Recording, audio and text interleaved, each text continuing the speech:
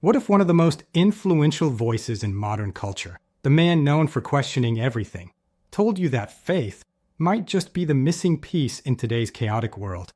Joe Rogan, the comedian, fighter, and podcaster who's built a career on curiosity, recently admitted something few expected. He goes to church. He studies the Bible. And he says it makes him a better person.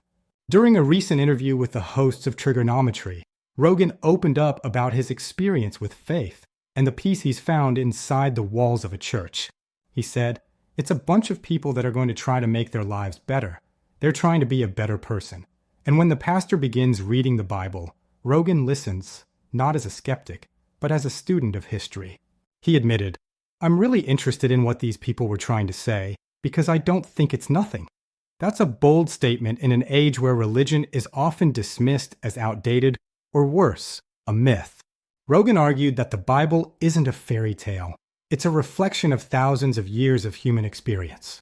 He said that dismissing Christianity as foolish misses the point entirely, because behind the parables, ancient translations, and oral traditions lies something deeper, truth told in symbols. And he's right.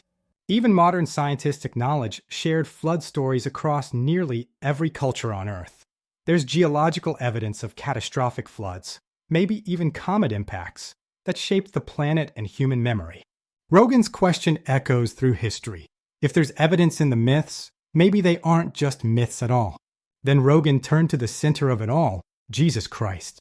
He said, Christianity in particular is fascinating because there's this one person that everybody agrees existed, who somehow had the best plan for how humans should live, and even died without protest, on the cross, for our sins.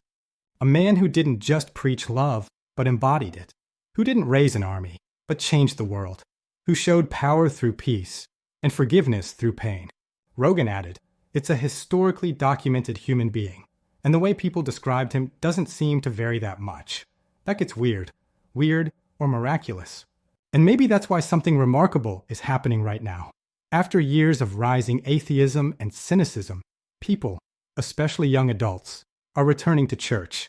They're searching for grounding in a world of digital noise. They're craving community, meaning, and truth. One of Rogan's guests pointed out how powerful it is when, during Mass, strangers turn to each other and say, "Peace be with you."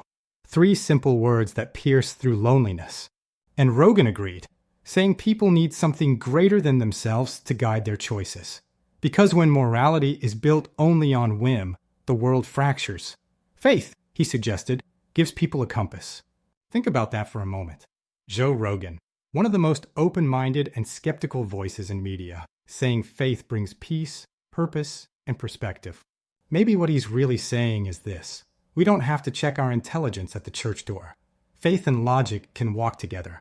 And in a world that celebrates outrage and ego, maybe we've forgotten how powerful humility and forgiveness really are. Whether you're a believer, a seeker, or a skeptic, this message is universal. Faith isn't about blind obedience. It's about connection to others, to truth, and to something bigger than ourselves. And like Rogan said, maybe those ancient voices weren't just telling stories. Maybe they were trying to tell us something we've forgotten.